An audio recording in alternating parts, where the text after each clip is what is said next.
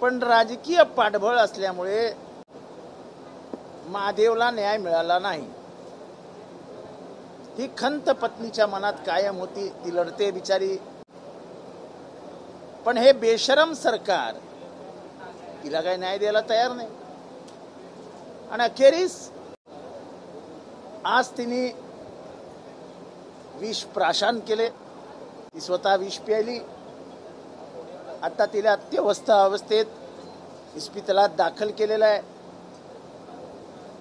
पण काय चालू आहे महाराष्ट्रामध्ये?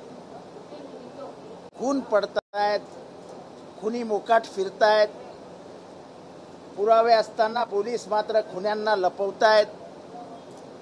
हे राज्य कोणाचं आहे? गुंडांचं की कायद्याला मानणाऱ्यांचं?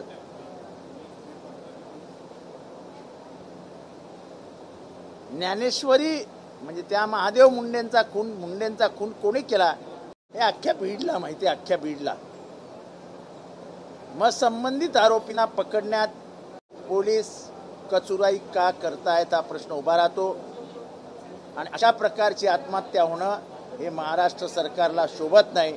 महाराष्ट्र सरकारला याबाबत स्पष्ट भूमिका घ्यावीच लागेल। परंतु सातत्यानं अशी प्रकरणं जी आहेत ती बीडमध्येच का घडतात असा सवाल देखील आहे। संतोष देशमुख प्रकरण झालं, कारण का गेल्या अनेक वर्षात बघितलंय की बीडमध्ये प्रशासनच नाही।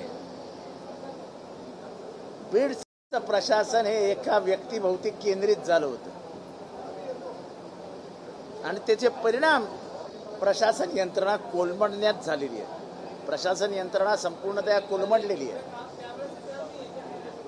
आणि अखेरीस त्याचा त्रास हा सर्वसामान्यांना होतो आणि तो आता दिसतो।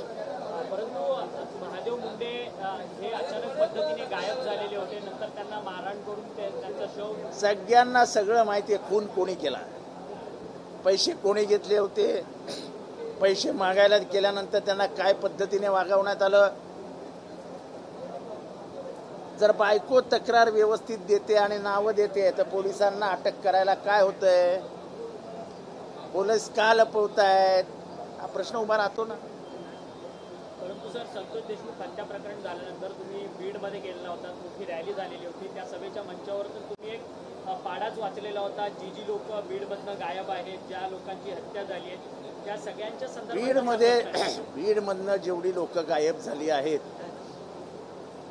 तेवढी लोक अख्ख्या महाराष्ट्रात गायब झालेली नाहीत। त्यांचा ना शोध लागतोय ना पोलीस स्टेशनमध्ये त्याचा रेकॉर्ड उपलब्ध आहे। बीडला स्वतंत्र राष्ट्र आणि स्वतंत्र संविधान द्या अशी माझी मागणीच होती, कारण का इथल्या संविधानाच्या बाहेर बीडमध्ये प्रशासन आहे।